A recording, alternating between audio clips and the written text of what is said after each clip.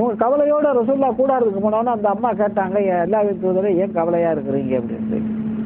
அவர் ரசூலுல்லாஹ் சொன்னாங்க, இந்த மாதிரி சொல்றேன், நம்ம என்னுடைய தோழர்கள் கேட்க மாட்டேங்கிறாங்க, ஒரு காலத்துல இப்படி இருக்க மாட்டாங்கல்ல அப்படின்னு சொன்னபோது ரசூலுல்லாஹ் அந்த அம்மா சொன்னாங்க, அல்லாஹ்வின் தூதரே நீங்க யாருக்கும் இனிமே சொல்லாதீங்க, நீங்க போய் உங்களுடைய பிராணியை பலி கொடுத்து விட்டு நீங்க மொட்டை போடுங்க, அதுக்கப்புறம் பாருங்க நடக்கிறத. அப்ப ரசூலுல்லாஹ் என்ன செய்தாங்க, இவர் கொண்டு வெளியே வந்தாங்க, பிராணியை அறுத்தார்கள். அறுத்து விட்டு என்ன செய்தார்கள், இந்த முடி வெற்றவரை கூப்பிட்டு எனக்கு மொட்டை போடு அப்படின்னு சொல்றாங்க. சொன்ன உடனே ஒரு சஹாபாக்கள் பார்த்தாங்க, இனிமே நம்ம ஒன்றும் பண்ண முடியாது, அல்லாஹ்வுடைய தூதர் செஞ்சாச்சு, விவாதம் இல்லை, இதுவே நடைமுறை தான். உடனே என்ன செய்றாங்க, அந்த ஹதீஸ் எப்படி வருது, தள்ளு முள்ளு நடந்துச்சான். குர்பானி பலிப்பிராணியை குர்பானி கொடுத்து விட்டு தள்ளு முள்ளு, நான் முந்தி நீ முந்தின்னு சொல்லி மொட்டை போடுறதுக்கு இருந்தாங்களாம். அப்பதான் அல்லாஹ்வின் தூதர் துவா செய்யறாங்க. என்ன துவா செய்யறாங்க, கனவுலையும் அதே மாதிரி பார்த்துருக்குறாங்க. அல்லாஹ் மர்ஹமல் லில் முஹல்லிகீன், யா அல்லாஹ் நீ மொட்டை போடுபவர்களுக்கு ரஹமத் செய்வாயாக அப்படின்னு. பக்கத்துல நின்றுகிட்டு ஒருத்தர் சொல்றாரு, வலில் முகஸ்ஸிரின் யா ரசூலல்லாஹ், அல்லாஹ்வின் தூதரை முடியை வெட்டிக்கிறோமே அவங்களுக்கும் துவா செய்யுங்க. ரசூலுல்லாஹ் மறுபடியும் துவா செய்யறாங்க, அல்லாஹ் மர்ஹமல் லில் முஹல்லிகீன், யா அல்லாஹ் மொட்டை போடுபவர்களுக்கு நீ மன்னிப்பாயாக. அதே மாதிரி அந்த நபி தோழர் சொல்றாரு, வலில் முகஸ்ஸிரின் யா ரசூலல்லாஹ். ரசூலுல்லாஹ் மூணாவது முறையாக என்ன செய்யறாங்க, யா அல்லாஹ் அல்லாஹ் மர்ஹமல் லில் முஹல்லிகீன், மொட்டை போடுபவர்களுக்கு நீ ரஹமத் செய்வாயாக.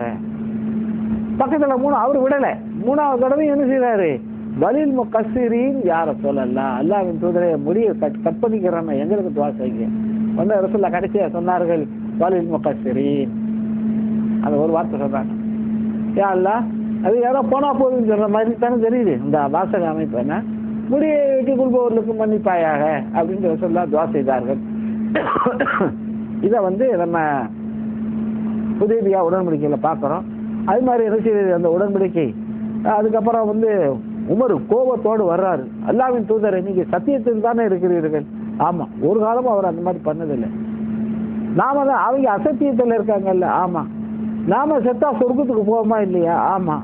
அவன் செத்தா நரகத்துக்கு போவானா இல்லையா? ஆமா. அப்படி இருக்க நாம ஏன் நம்ம ஒப்பந்தத்துக்கு கட்டுப்படணும், அவனுக்கு ஏன் பயப்படணும்?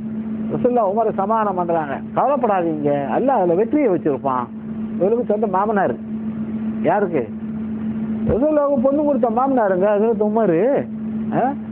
அப்ப அந்த மாதிரி அல்லாஹ் வெற்றியை தருவான் என்று சொன்னார்கள். அது மாதிரி என்ன செய்தார்கள், வரலாறுல பார்க்கிறோம். சோகத்தோடு அவர்களாம் திரும்பி வந்தார்கள். மறு வருஷம் என்ன செய்தார்கள், அதே மாதிரி வந்தார்கள், உம்ராவை நிறைவேற்றினார்கள்.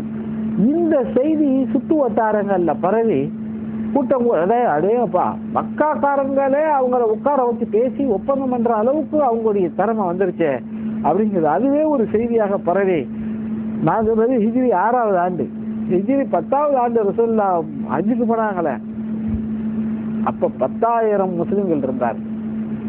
10,000 பேர் அப்ப அந்த அந்த இதுக்கு அந்த உம்ராவுக்கு போனதுக்கு 10,000 பேர் வந்தாரு.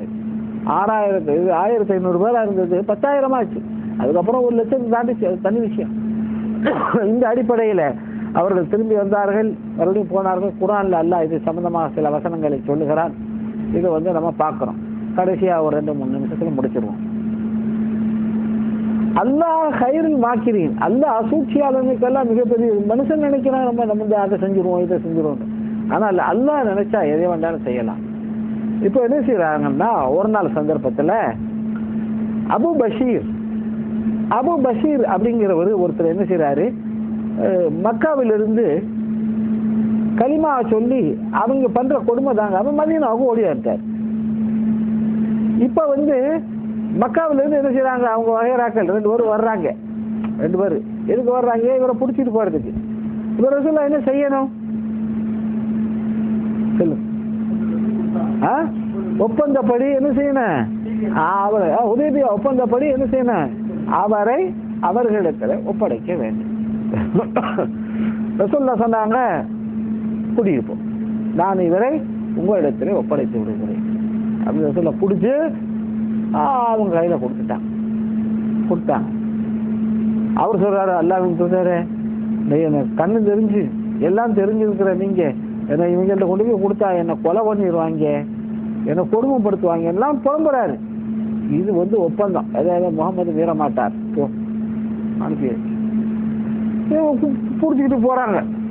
போய்கிட்டு கொஞ்சம் தூரம் போன உடனே ஒரு இடத்துல போய் சாப்பாட்டுக்காக தங்குறாங்க. தங்கும்போது 2 பேரும் சாப்பிட்றாங்க. நம்ம சாப்பாடு கட்டிட்டு தானே போகணும். அப்போ ஏது ஹோட்டலா என்ன இருந்துச்சு? 1400 வருஷத்துக்கு முன்னால, 100 வருஷத்துக்கு முதல்லையே ஹோட்டல் கிடையாது. அப்போ சாப்பிட ஆரம்பிக்கிறாங்க. அதில் ஒருத்தர்கிட்ட இந்த அபு பஷீருங்கிறவர் சொல்றாரு, ஏங்க உங்க இடுப்புல இருக்கக்கூடிய வாள் இருக்குது, கத்தி பிடிய பார்த்தா இந்த வாளுடைய பிடி இருக்குல்ல அவ்வளோ அலங்காரமா இருக்குது, ஒரு சூப்பரான கத்தியா தெரியுது, இது எங்க வாங்கினீங்க, எங்க தயாரிச்சு அப்படின்னு. இது கத்தியில சாதாரணமா நினைச்சிடாத, வெளியே உருவுறாரு அவரு சொல்றாரு, கத்தியை சாதாரணமா நினைச்சிடாத, இந்த கத்தியை நான் பல தடவை சோதனை பண்ணியிருக்கிறேன், எத்தனையோ வாள்களை இது வந்து உடைச்சிருக்குது, எத்தனையோ பேர்களுடைய உயிர்களை பலி கொண்டு இருக்கிறது, காவு வாங்கி இருக்குது, அதை கொஞ்சம் நான் தூக்கி பார்க்கலாமா அப்படின்னாரு. இந்தாந்தா அதெல்லாம் பாரு அப்படின்னா. இது விளங்குமா? இது புத்திமானா அந்த கையில வாழை கொடுத்த உடனே அப்புறம் யோசிக்கவே இல்லை, அடுத்த வினாடியே ஒரே சீவு. யாரு வாழை கொடுத்தார அவரை சீவுன உடனே இந்த கூட இருந்தாங்க அந்த ஆளு பதறி உளுந்து திரும்ப மதீனாவுக்கு ஓடிட்டார். மதீனாவுக்கு ஓடி போய் ரசூலுல்லாஹ் போய் சொல்றாரு, என்ன நீங்க அவரை ஒப்படைச்சிய, அவன் வழியில எங்காலும் ஒரு ஆளை கொலை பண்ணிட்டாண்டு. ரசூலுல்லாஹ் சொன்னாங்க, அதுக்கு நான் என்ன செய்ய முடியும், நான் உங்கள்கிட்ட கொடுத்துட்டேன், அதுக்கு மேல அவரை கொண்டு போறது, இடையில விடுறது, நீங்க அடிச்சுக்கிறது, அவர் கொள்வாரு, அதுக்கு எனக்கு எந்த சம்மந்தமும் கிடையாது அப்படின்ட்டாங்க. இப்படி சொன்னா என்ன பண்றது, எப்படி நாங்க வந்து ஒப்பந்தத்தை எப்படி நடைமுறை, அது உங்க பிரச்சனை. இந்த ஆள் ரொம்ப சோகத்தோட என்ன செஞ்சாரு, பாதுகாப்பா மக்கா போய் சேர்ந்து மக்கால போய் அங்க உள்ள தலைவர்கிட்ட விஷயம் சொல்றாரு, இந்த மாதிரி வந்து வர்ற வழியில நம்மளால ஒரு ஆள் அந்த அபு பஷீரை காலி பண்ணி விட்டாப்புல, என்ன பண்றதுன்னு தெரியல, ஏப்பா முகமதுல போய் சொன்னியா, போய் சொன்னனே, அவர் நான் என்ன செய்யணும்னு கேட்கிறாரு, ஆனா அவரை குறை சொல்லவும் முடியாது, உங்கள்கிட்ட ஒப்படைச்சிட்டாருங்க. இப்படி அந்த மேட்ரு ஓடிக்கிட்டு இருக்குது.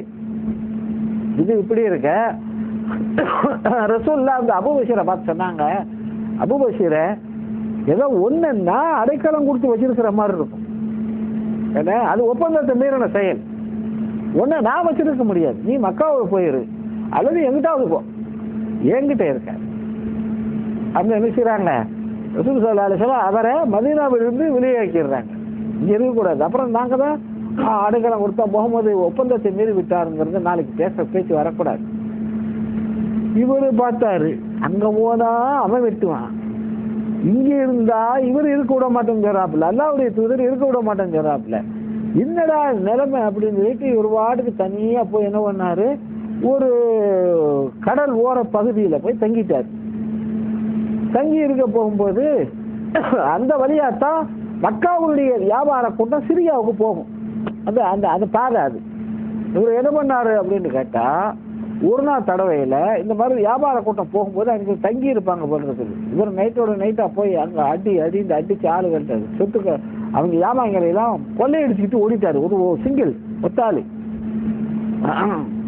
அதோட அவங்க பார்த்து உடனே திரும்பி மக்காவுக்கு போய் மக்காவில் உள்ளவங்க சொன்னாங்க, இந்த மாதிரி இருந்தாலும் பண்ணிட்டான் அபு பஷீர். எப்ப அவர் முகமது இல்லையா, முகமது துரத்து விட்டாரு, அவன் அங்க வந்து உட்கார்ந்துருக்காப்புல.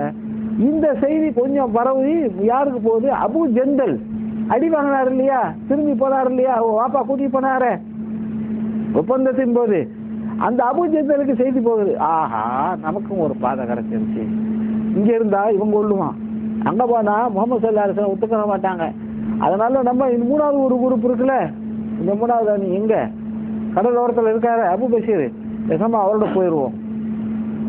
அவருக்கு என்ன நிறைய ஜாமாங்க கொள்ளையடிக்கிறதுக்கான வாய்ப்பு வேற கிடைக்குது, எதிரிகளுடைய பொருள்களை போயிரு வந்து அவர் வந்துட்டாரு. இப்ப இந்த நிலைமையில மக்காவில் இருக்கக்கூடிய அந்த கொஞ்சம் இந்த இஸ்லாத்தை வெளியே தெரியாமல் மறைத்து வாழ்ந்து கொண்டிருந்தார்களே அவங்க எல்லாம் பார்த்தாங்க, மதீனாவுக்கு போக முடியாது, இங்க செய்தி இருந்துச்சுன்னா நமக்கு ஆபத்து, பேசாம அங்க அபு ஜெந்தல் அபு பஷீரோட போயிடுவோம் அப்படின்னு சொல்லிட்டு அப்படியே ஒன்னா வந்து கடைசியில பார்த்தா இது ஒரு பெரிய ஜமாத்தாயி, அவங்க வியாபாரமே பண்ண முடியாத நிலைமைக்கு வந்துருச்சு. நேரம் அங்க இருந்து வந்து ஒரு தூதுக்குள்ள ரசூலுல்லாஹ்ட்ட, இந்த மாதிரி உங்க ஆளுகளை கொஞ்சம் அடக்கி வைங்க. என்ன அடக்க, இந்த மாதிரி வந்து கொள்ளையடிக்கிறாங்க. அவங்க எங்க ஆளுங்க இல்லை, உங்க ஆளு. மதீனாவுக்குள்ள வரமாட்டாங்க. எனக்கு அவங்களுக்கு எந்த சம்மந்தமும் கிடையாது. ஒன்னால முடிஞ்சா அவங்கள பிடிச்சிட்டு போ அப்படின்ட்டாங்க. உடனே மறுபடியும் போயிட்டு மறுபடியும் தூதுக்குழு எப்படித்தான் பயணம் பண்ணாங்க அந்த காலத்துல. தூதுக்குழு வந்துச்சு, வந்து சொன்னாங்க அந்த ஒப்பந்தத்தை வேண்டாம், ரத்து பண்ணிடுவோம். ஏன்னா தொல்லை தாங்க முடியலையே, வியாபாரம் படுத்துருச்சு. கடைசியில் அவன் வாயால என்ன சொல்றான், அந்த ஒப்பந்தத்தை ரத்து பண்ணிடுவோம். அப்ப என்ன ஆச்சு, அல்லாவின் தூதருக்கு அல்லாஹ் மகத்துவத்தை கொடுத்தான். அவர்கள் வந்து பணிவோடும் துணிவோடும் செய்து கொண்ட அந்த ஒப்பந்தத்தை அதற்கு உமர்லா தான் சொல்றாங்க. அத ரசூலுல்லாஹ் பேசிட்டு நான் வந்துட்டு சாகிற வரல என் மனசு அதை அறுத்துக்கிட்டே இருந்துச்சு. அல்லாஹ்வின் தூதர்கிட்ட நம்ம அவ்வளவு தூரத்துக்கு பேசிட்டோமே, இதற்காகவே நான் அதிகம் தர்மம் செய்தேன், அதிகமான அடிமைகளை உரிமை விட்டேன், அதிகமான தொழுகைகளை தொழுதேன், ஏராளமான நன்மைகளை செய்தேன், அல்லாஹ்வின் தூதரை எதிர்த்து பேசிட்டோமே என் உள்ளத்தை அறுத்துக்கிட்டே இருந்துச்சு அதற்கு உமர் சொல்றாங்க. அந்த அளவுக்கு சஹாபாக்கள் எல்லாம் இது நமக்கு பெரிய பின்னடைவு என்று நினைத்துக் கொண்டிருந்த நேரத்தில் இல்லை, இதன் மூலமாக உங்களுக்கு வெற்றி இருக்கிறது என்று அல்லாஹ் சொன்னானே. அப்படிப்பட்ட மகத்தான ஒரு நிகழ்ச்சி ஹுதைபியா உடன்படிக்கை என்று சொல்லுவார்கள். இதுல நம்ம அடிப்படையா கவனிக்க வேண்டிய ஒரு விஷயம் என்னவென்றால், எந்த சூழ்நிலையிலே அல்லாஹ்வுக்காக தியாகம் செய்யக்கூடிய ஒரு சூழ்நிலை வருமா இருந்தா ஒரு முஸ்லிம் பின்வாங்கக்கூடாது, ஒரு முஸ்லிம் புறமுதுகு காட்டக்கூடாது. அப்ப என்ன செய்யணும், அல்லாஹ்வுக்காக என்ன அப்படி காப்பாற்றப்பட்டதுனாலதான் இஸ்லாம் வந்துச்சு. நாம பயந்துகிட்டு நாம இஸ்லாத்தை மறைச்சோம்னா அடுத்த தலைமுறைக்கு இஸ்லாம் போய் சேராது சகோதரர்களை. அதனால ரசூல் ஸல்லல்லாஹு அலைஹி வஸல்லம் வாழ்க்கையில எத்தனையோ சம்பவங்கள்ல படிப்பினை இருந்தாலும் ஹுதைபியா என்பதில் இருக்கக்கூடிய படிப்பினை மகத்தானது என்பதை இந்த சமுதாயம் புரிந்து கொள்ள வேண்டும். எல்லாம் வல்ல அல்லாஹ் நம் அனைவருக்கும் அத்தகைய மனோதிடத்தை கொடுத்தருள்வானாக. வாஹிர் தஅவானா அல்ஹம்துலில்லாஹி ரப்பில் ஆலமீன். அஸ்ஸலாமு அலைக்கும் வரஹ்மத்துல்லாஹி வபரகாத்துஹு. இப்ப சொல்லுங்க, உங்களுக்கு சந்தேகங்கள் கேள்விகள் இருந்தா வரலாறு சம்பந்தமா. ஷேக் என்னமா சொல்லி ஒன்றும் சொல்ல காணுமே. சரி, அவ்வளோதானே முடிச்சிடும். வேற சுபஹானக்கல்லாஹ்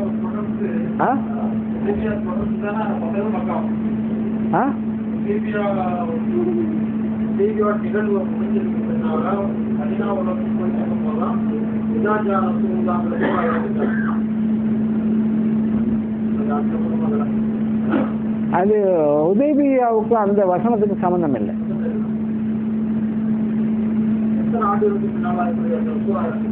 அது தெரியல, வர்றாருல பார்க்கணும், இந்த பட்டம்லாம் சொல்ல முடியாது. அதாவது அதுக்கப்புறம் மற்ற போர்கள்லாம் நடந்துச்சுல்ல.